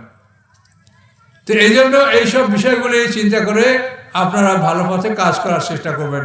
অনেক মা বোনরা আসেন, মা বোনদের সম্পর্কে কথা বলতে গেলে মানে এলোমেলো কথা বললে তো কোনো কথা বলাই যায় না।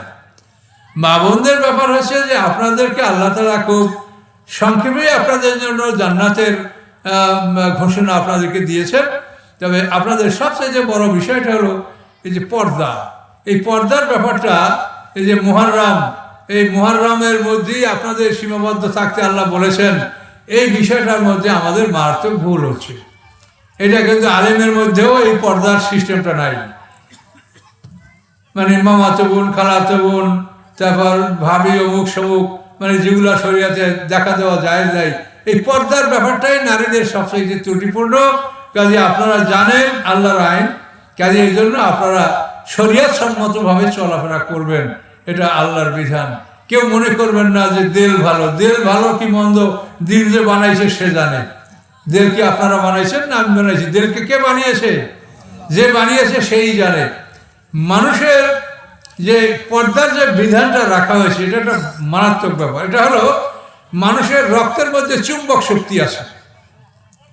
চুম্বকের ধর্ম হলো একই জাতীয় চুম্বক, একই জাতীয় দুইটা চুম্বক আপনি যদি এভাবে মিলিয়ে রাখেন ঘাট করে ফাঁকা হয়ে যাবে, মিশে থাকবে না।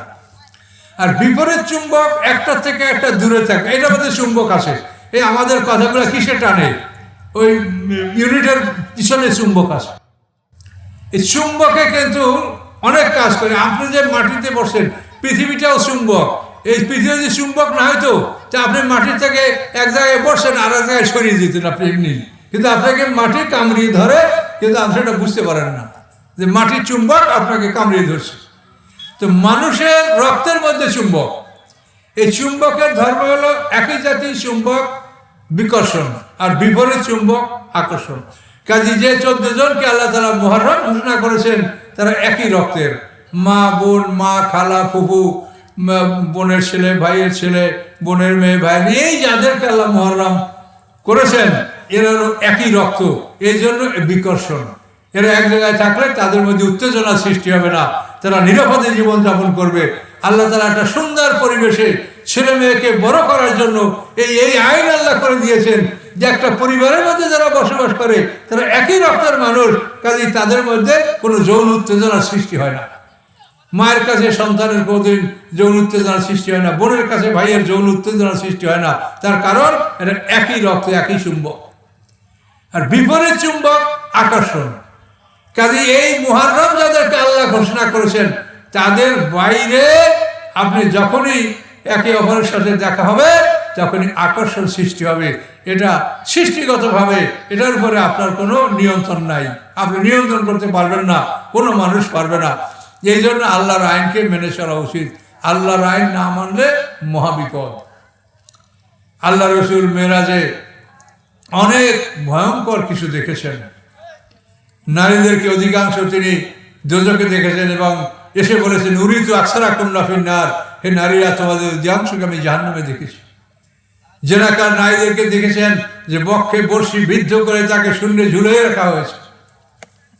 এক জায়গায় আল্লাহ রসুল মেরাজে দেখেছেন যে ভুনাগ্রস্ত আর পচাগ্রস্ত। এখন মানুষেরা এই ভুনাগ্রস্ত দেখে কিন্তু খায় পচাগ্রস্ত, দুর্গন্ধময় পচা সেইটা মুখ দিয়ে খাচ্ছে, ভুনাগ্রস্ত খায় না। তখন আল্লাহ রাসূল জিজ্ঞাসা করলেন যে জিবরিল ভাই, জিবরিল আমিন, কি অবস্থা, এই লোকগুলো পচাগ্রস্ত খাচ্ছে শিবিয়া আর ভুনাগ্রস্ত খাচ্ছে না? তখন জিবরিল আমিন বলেন যে এই লোকগুলি পৃথিবীর বুকে বৈধ ভালোবাসা করে নাই, স্ত্রীর সঙ্গে করছে ঝগড়া ঝাঁটি মারামারি, ভালোবাসে ভাবিকে, শালিকে, ফুফাতো বোন, মামাতো বোন, খালাতো বোন, এদের সাথে প্রেম করেছে আর স্ত্রীর সাথে করছে ঝগড়া মারামারি, সেই জন্য এরা এখন এই ভুনা গোস্ত খাইতে পারে না, পচা গোস্ত খাচ্ছে। সকলে বলুন নাউজুবিল্লাহ।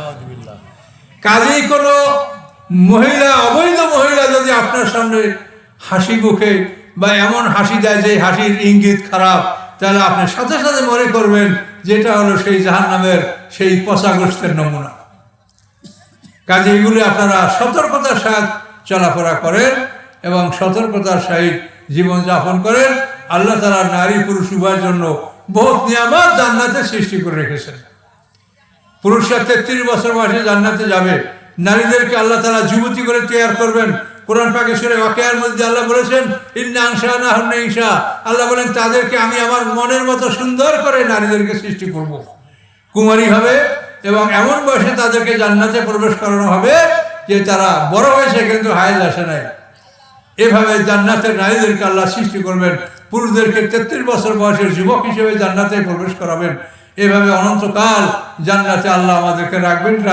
সূরা কোরআন শরীফের হুদের মধ্যে আল্লাহ বলছেন আম্মাল্লাযিনা সুইদু ফাফিল জান্নাতি খালিদিনা ফিহা মা দামাতিস সামাওয়াতু ওয়াল আরদ। যারা ভাগ্যবান, যারা সৌভাগ্যবান, তারা জান্নাতে যাবেন এবং জান্নাতের আকাশ পৃথিবী যতদিন থাকবে ততদিন পর্যন্ত তাদের হায়াত হবে, এরপরেও তাদের নিয়ামত বন্ধ হবে না। অম্মাল্লাযিনা শাকু, এবং যারা দুর্ভাগ্যবান হতভাগা তারাও জাহান্নামে যাবে এবং ওই সেই জগতের আকাশ পৃথিবী যতদিন থাকবে ততদিন পর্যন্ত তারা বেঁচে থাকবে, তাদেরকে শাস্তি ভোগ করতে হবে।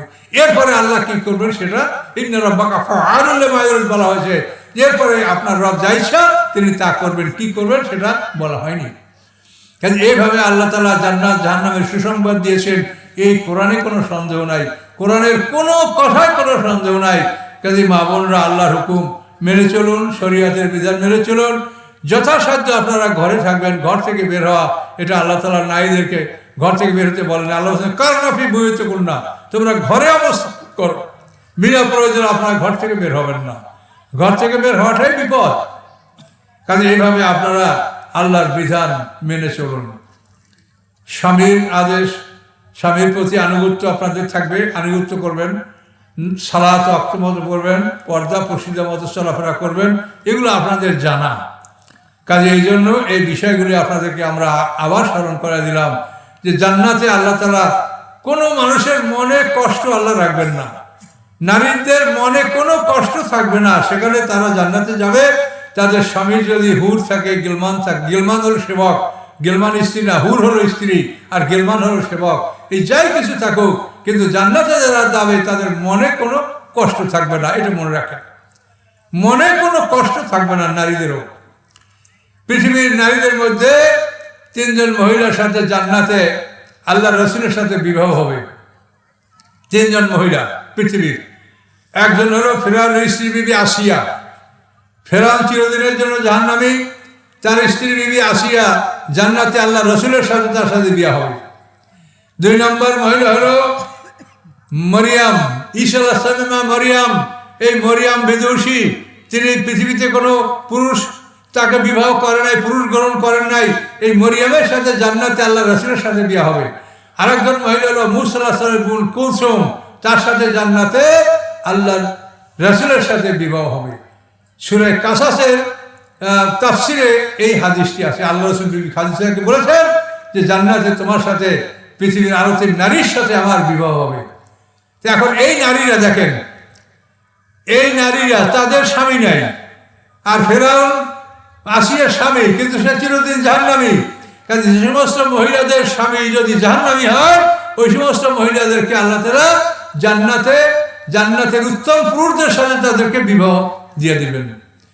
কোন মহিলার একাধিক স্বামী যদি জান্নাতি হয়, ওই মহিলা তার শেষ স্বামীর সাথে জান্নাতে থাকবে। এই সব আইন কানুন আল্লাহ কোরআনে করে দিয়েছেন। এই জন্য আল্লাহ তাআলা রাসূল এর ইন্তেকালের পরে, রাসূল সাল্লাল্লাহু আলাইহি ওয়াসাল্লামের ইন্তেকাল করার পরে বলেছেন যে নবী পত্নীরা যেন অন্য কোনো পুরুষ গ্রহণ না করে, এবং পুরুষদেরকে বলেছে যে তারা তোমাদের মা। তার কারণ রাসূলের পত্নীরা রাসূলের সাথে জান্নাতে থাকবে। কাজে কোনো মহিলার একাধিক স্বামী যদি জান্নাতি হয়, যেমন উম্মে সালমা রাসূলের স্ত্রী, এর স্বামীও কিন্তু একজন সাহাবী শহীদ হয়ে গেছেন, তার স্ত্রী এখন আল্লাহ রসুল বিয়ে করছেন, এখন 2 স্বামী জান্নাতি। শেষ স্বামীর সাথে জান্নাতে থাকবে। এই জন্য সকলের জন্য আইনকানুন সুন্দর করে করা আছে, কেউ ঠকবেন না, কারো কষ্ট হবে না, সবাই জান্নাতে আনন্দে থাকবেন, আরামে থাকবেন, কারো কোনো মনো কষ্ট থাকবে না। তো এই জন্য এ ব্যাপারে আপনারা স্মরণ রাখবেন। আর পিতামাতার সেবা করবে সন্তান। অনেক সময় পরিবারে দেখা যায় যে স্ত্রীর উপরে পিতামাতার সেবার জন্য চাপ সৃষ্টি করা হয়, এটা ঠিক না। স্ত্রী যদি মনের খুশিতে শ্বশুর শাশুড়ির সেবা করে আলহামদুলিল্লাহ, যদি না করে তা আপনার মা, আপনার বাবা, আপনি সেবা যত্ন করবেন। আর আপনি যদি সেবা যত্ন করেন সেটা দেখে আপনার স্ত্রীও শ্বশুর শাশুড়ির সেবা যত্ন করবে, আমরা আশা করি। কিন্তু তার স্ত্রীদের উপর আপনি চাপ সৃষ্টি করবেন না, এটা আপনার অধিকার নাই। সে আপনার স্ত্রী, স্ত্রীর জন্য যেন আপনি মানে মাকে কষ্ট না দেন, আর মায়ের জন্য যেন আপনার স্ত্রী কষ্ট না পায়, উভয় দিক ব্যালেন্স রক্ষা করে আপনাকে চলতে হবে। এইটা কিন্তু অনেক পরিবারের মধ্যে দেখা যায় উল্টো পাল্টা, যে ওই মা যা বলে এটা বলতে বলতে স্ত্রী শেষ পর্যন্ত ভাত জোটে না স্বামীর বাড়ি। আবার স্ত্রীর কারণে অনেক সময় অনেক মা বাবার ভাত জোটে না ছেলের বাড়ি। এটা যেন না হয়, ব্যালেন্স রক্ষা করতে হবে। আর মনে রাখতে হবে আল্লাহ তাআলা সন্তানদেরকে বলেছে যে তোমরা পিতামাতার সেবা করো, পুত্রের বউকে বলে নাই, পুত্রবধূকে বলা হয় নাই যে তুমি শ্বশুর শাশুড়ির সেবা করো, বলেছে ছেলে মেয়েদেরকে। পিতা ওয়াবিল ওয়ালিদাইনি ইহসানা, আল্লাহ তা'বুদু ইল্লা ইয়াহু ওয়াবিল ওয়ালিদাইনি ইহসানা, আল্লাহর ইবাদত করো, পিতামাতার সেবা করো। কাজে যেভাবে আল্লাহ বলেছেন সেভাবে আপনারা এই বিষয়গুলি লক্ষ্য করে জীবনযাপন করেন। সামান্য সময় ৬৫ বছর যদি পৃথিবীতে বেঁচে থাকেন তো পরকালের তুলনায় মাত্র ১.৫ ঘন্টা। ১০০ বছর যদি বাঁচেন পরকালের তুলনায় মাত্র ৩ ঘন্টা। এই ১.৫ ঘন্টা ৩ ঘন্টা যদি আপনি ধৈর্য ধারণ করতে পারেন, আল্লাহর কোরআন অনুযায়ী চলতে পারেন, তবে হাজার হাজার কোটি বছর আপনি সুখে থাকবেন। কোনো সন্দেহ আছে? নাই। কাজেই আপনারা কোরআন অনুযায়ী জীবনযাপন করার চেষ্টা করেন। বাকি জীবন কোরআনের সাথে জীবনটাকে ব্যয় করেন, নিয়াত করেন যে আমি বাকি জীবন আমি কোরআন শিখবো। এই কোরআনের প্রতি কিন্তু অবহেলা চলছে। এই কোরআন থাকবে না, পৃথিবীতে আকাশে উঠে যাবে। আল্লাহর কাছে এই কোরআন গুনগুন করে কাঁদবে, আল্লাহর আরশের কাছে। আল্লাহ বলবে কে কাঁদছে? কোরআন বলবে যে আমি। কেন? যে পৃথিবীতে মানুষ আমাকে পড়ে কিন্তু বোঝেও না, আমলও করে না। কাজে শুধু কোরআন পড়াও ফরজ। কোরআন না পড়লে তো আপনি নামাজ পড়তে পারবেন না। কোরআনের ফরজ হলো ৩টা: কেরাত, তেলাওয়াত, তাফাক্কুর। কোরআনের কেরাত পড়া মানে বিশুদ্ধভাবে কোরআন শিক্ষা করা ফরজ। তেলাওয়াত অর্থসহ কোরআন পাঠ করা ফরজ। তাফাক্কুর কোরআনের গভীর জ্ঞান অর্জন করা ফরজ। কাজে শুধু যদি আপনি কেরাত শেখেন তো একটা ফরজ আদায় করলে 2টা ফরজ আপনার বাকি থাকে। আর শুধু কোরআন পড়লে তাদেরকে আল্লাহ গাধার সাথে তুলনা করেছেন। তাওরাতে যে সূরা জুমার মধ্যে দেখেন, মাসালুল্লাযিনা হুমিলুত তাওরাতা সুম্মা লাম ইয়াহমিলুহা কামাসালিল হিমারি ইয়াহমিলু আসফারা। তাওরাতের দায়িত্ব যাদেরকে দেওয়া হয়েছে অথবা তাওরাতের সঠিক দায়িত্ব তারা পালন করে নাই, তাদের বিধান হলো যেমন গাধার পিঠে কাগজের বোঝা। তো তাওরাতের হক আদায় না করলে গাধার পিঠে কাগজের বোঝা। কোরআনের হক আদায় না করলে কি আরেকটা? কোরআনে যে কথা বলা হয় এটা সার্বজনীন।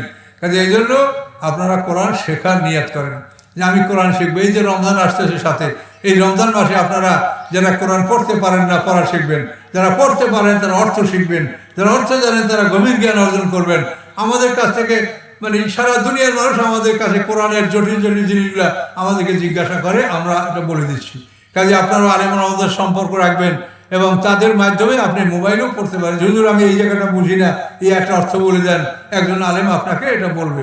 আপনার এরকম নির্দিষ্ট আলেম থাকবে যাদের কাছে আপনারা যোগাযোগ করে আপনারা শিখবেন। আর স্থানীয় আলেম যদি থাকে আলহামদুলিল্লাহ তাদের কাছ থেকে আপনারা কোরআন শিখবেন। এই বলে আমি কথা শেষ করছি। রাত্র গভীর, আর মানুষের তো কষ্ট হচ্ছে, অনেক চলে গেছেন। তো আমি আপনার কাছে দোয়া চাচ্ছি, আল্লাহ জানেন যে আবার কি দেখা হবে কি হবে না।